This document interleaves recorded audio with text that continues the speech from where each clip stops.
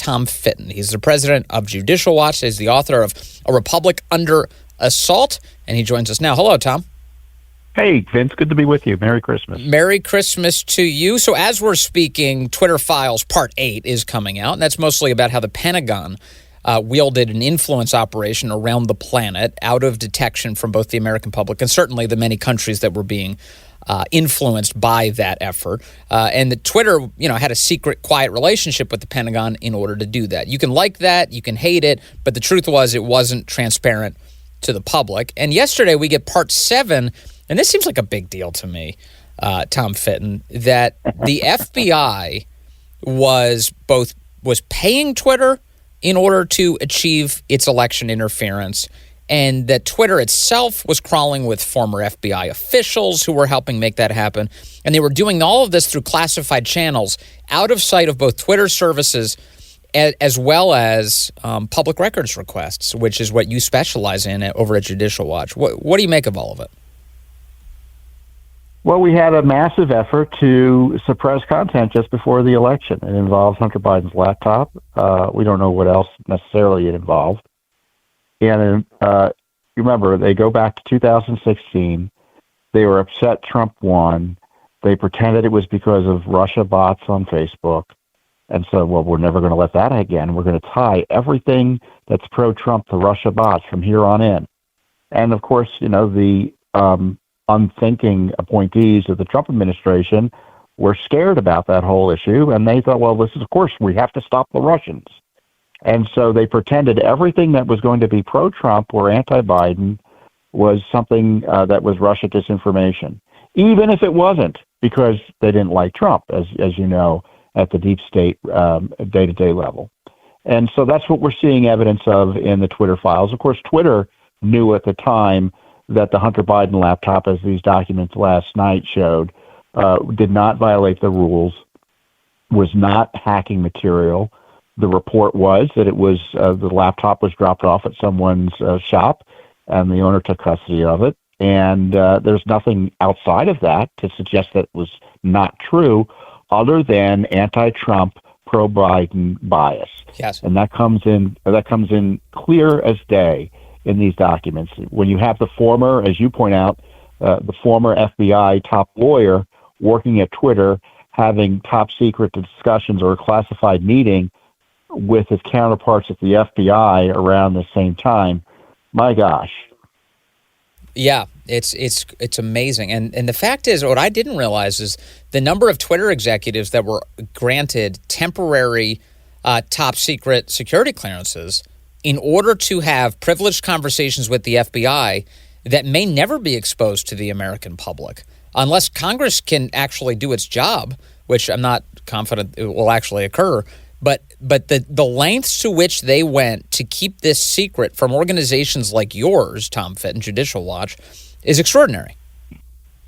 Yeah, I mean, there were these secret portals that they were using to get access to Twitter and to share information. There were documents that we now know that were sent over. We don't know what they are yet. And I know we've got pending FOIAs that they haven't answered. And I know we have litigation that we're still fighting for information like this. Congress is just about to fund the FBI fully. It's just about to fund the Justice Department fully. So, the lack of interest by key Republican leaders in these revelations is disheartening, to put it mildly. $3.5 million the federal government, the FBI paid Twitter over the course of 2 years. That's all we know so far. 2 years, $3.5 million. Twitter was an informant, a paid informant for the FBI. That's how I interpret that. They were getting paid to help the FBI censor and surveil Americans. My gosh. Yeah. And if somebody was giving me $3.5 million, I mean, just the idea, the corrupting influence that has, of course, Twitter's going to leap to do whatever they want. They're making all this money off the feds.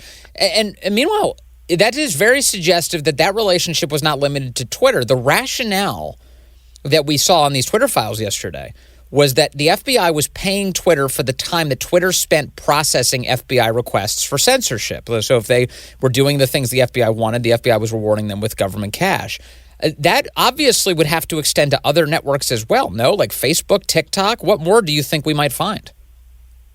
Well, Elon Musk has suggested as much, if not confirmed, in his tweets either last night or today that involve Facebook and these other companies.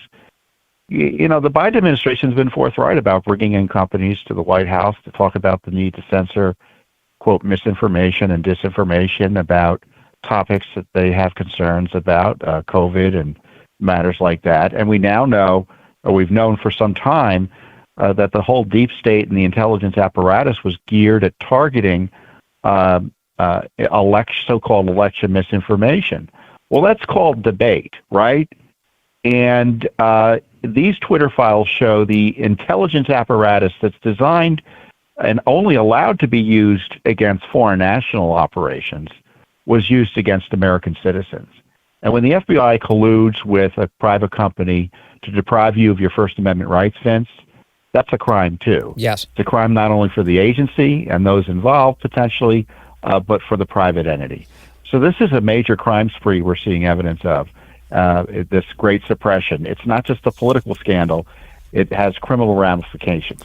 I want to talk also about the corporate news media's role in all of this. So you and I have had many discussions over the years in the ways in which you get these little lickspittles in the press who will advance the messaging of the deep state, people like NBC's Ken Delaney, and there's a long list of people who are like this, who will say anything that their government handlers tell them to. Meanwhile, we find in these Twitter files that a month before the Hunter Biden laptop story came out in the New York Post on October 14th, in September of that very same year, mid-September of 2020, there was an event held by the Aspen Institute, and it involved the big news companies, to include the New York Times and the Washington Post. It involved Facebook. It involved Twitter. It involved a bunch of these, major media outlets.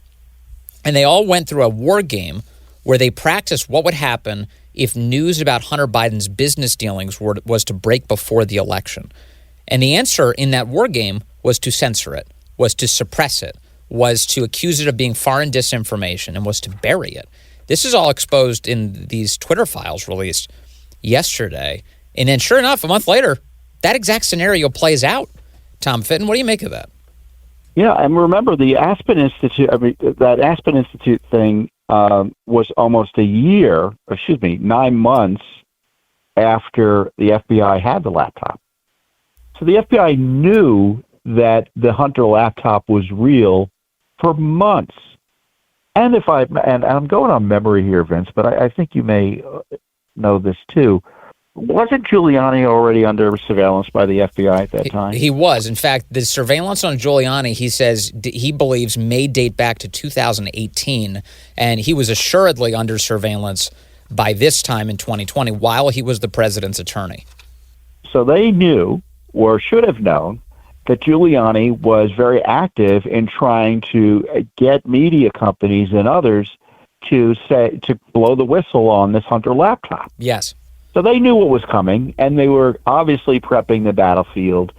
But still, it was a close-run thing for them because Twitter saw this, right? And they said, well, this doesn't violate our rules. What do we do?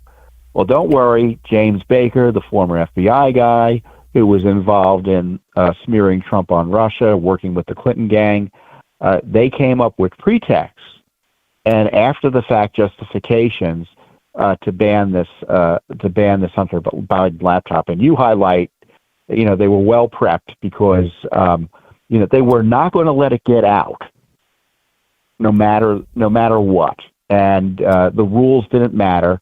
And if this wasn't election interference, I don't know what was. And when the FBI and companies collude to suppress negative information about a political candidate, that's rigging an election too. Yeah. In last week, President Trump put out a policy idea, one of several that he put out, on ways to protect free speech in the United States. And one of the things he suggested, which I like a lot, is a cooling off period for members of the American intelligence community. So if you work in the federal government for any of these agencies, DHS, FBI, that you not be allowed to go work for social media organizations or organizations that are involved in handling the messaging of the American people. for a certain period of time, because he's saying he's looking at guys like James Baker. He leaves the FBI, goes right to Twitter, and brings all these FBI people with him in the process. And now we're finding out about all of the ways in which that social media company was undermining the First Amendment in the United States with a bunch of former federal agents running the show. Yeah, and that's just one part of the problem. It's one thing to have, friendly voices, obviously, in the company in which you're trying to influence. That certainly helps. But the FBI, in my understanding of the law, as an expert layman in the law, right, is that the FBI is not allowed to ask a company like Twitter to take down your tweet. They're not allowed to do it. And the fact is, it was a brazen violation of the law, in my view. And one thing that we might want to do, because I think his candidacy aside, it's not the issue. He had some good policy proposals there that I don't think Congress should wait on. There's Republicans control the House next year. Why don't they advance a free speech agenda that protects Americans from having the government go after them and taking their content down? Yes. Yeah. You can have all the FBI guys in Twitter you want, but the FBI can't talk to Twitter anymore. Defund the misinformation and disinformation programs of the federal government. Defund them entirely. They should not be in the business of vetting what is true and what is not. That's not a function for the government. The function of the government is to tell us the truth about its own activities. That's the job. And that was, by the way, one of the other pieces in Trump's proposal last week that I think it deserves more attention. That's all. And because I think that there are some very good, as you point out, policy ideas in there that Republicans can get a hold of and advance right away. Yeah, it performed a service to getting that material out there. And this is why elections are so important. Because if there weren't elections, we wouldn't have this circulation of new policy proposals and new debates. But let's be clear here. We're in a crisis now where the Justice Department, the Department of Homeland Security, and the FBI are abusing their authorities, and it's likely HHS on the COVID side, to censor American citizens. There's been nothing like this in modern American history. In terms of the scale, there's been nothing like this ever in history.